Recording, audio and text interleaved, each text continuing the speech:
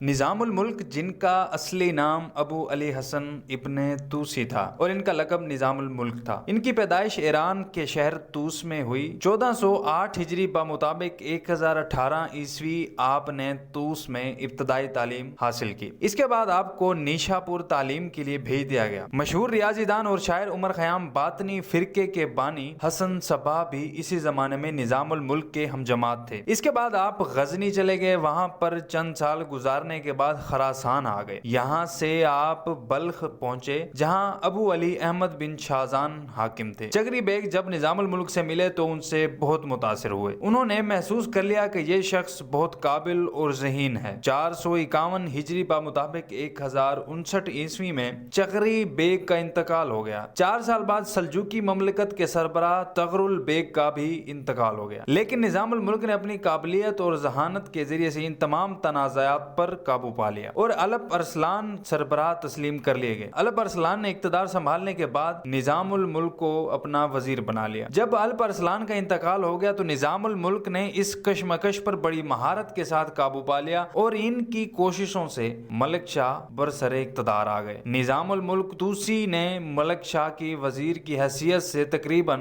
20 سال تک خدمات سر انجام دی۔ نظام الملک نے سلجوقی مملکت کے دفاعی استحکام اور توسیع کے لیے متعدد جنگیں سر انجام دی۔ ان مہمات کا آغاز الپ ارسلان کے دور میں ہی ہو چکا تھا۔ 456 ہجری بمطابق 1063 میں الپ ارسلان نے مسیحی آرمینیا پر چڑھائی کی۔ اب اس مہم میں ملک شاہ اور نظام الملک بھی شریک تھے۔ اس مہم کے نتیجے میں جارجیا کے کئی قلعے فتح ہو گئے اور آرمینیا کی قدیم مسیحی ریاست کا بھی خاتمہ ہو گیا۔ جب قیصر کی فوج نے سلطان ملک شاہ کو گرفتار کر لیا تو نظام الملک نے بڑی ذہانت سے ان کو آزاد کروا لیا۔ آخری زمانے میں ملک شاہ نے کچھ پیچیدہ حالات کی وجہ سے نظام الملک سے ان کا عہدہ واپس لے لیا، مگر ان کے ادب و احترام میں کوئی کمی نہ آئی۔ نظام الملک نے ایک باطنی فرقے کے خلاف کارروائی کا آغاز کیا اور اس فرقے کا بانی حسن بن صباح تھا، جو کہ نظام الملک کے زمانہ طالب علم میں ہی ان کا ہم جماعت تھا۔ حسن صباح کو اس کی ذہانت کی بنا پر ملک شاہ نے اسے اصفہان میں ہی رکھ لیا، مگر اس کی حقیقت معلوم ہونے کے بعد اس کو قلعے سے نکال دیا گیا۔ اس کے بعد حسن بن صباح نے قلعہ المود پر قبضہ کیا اور یہاں رہ کر اس نے خطرناک تحریک قائم کی جو باطنی تحریک بھی کہلاتی تھی۔ یہ فتنہ 131 سال تک پوری دنیا میں دہشت کا باعث بنا رہا۔ 458 ہجری میں نظام الملک نے ملک شاہ کے ساتھ بغداد کے سفر پر روانہ ہوئے تو راستے میں ملک شاہ نے نہاون میں قیام کیا۔ یہ رمضان کی 10 تاریخ تھی۔ نظام الملک نے افطار کے بعد مغرب کی نماز ادا کی۔ اس کے بعد نظام الملک اپنے خیمے کی طرف روانہ ہو گئے۔ جب یہ خیمے میں پہنچے تو آگے ایک نوجوان درویش لباس پہنے ہوئے ان کے سامنے کھڑا تھا۔ اس درویش لباس پہنے نوجوان نے انہیں اپنی درخواست دی۔ نظام الملک نے درخواست لینے کے لیے اپنا ہاتھ جیسے ہی آگے بڑھایا تو نوجوان نے اسی وقت نظام الملک پر وار کیا اور آپ کو شہید کر دیا۔ تو ناظرین، یہ بایوگرافی تھی نظام الملک کے بارے میں کہ نظام الملک کون تھے۔ مزید ایسی ویڈیوز کے لیے ہمارے چینل کو سبسکرائب کریں،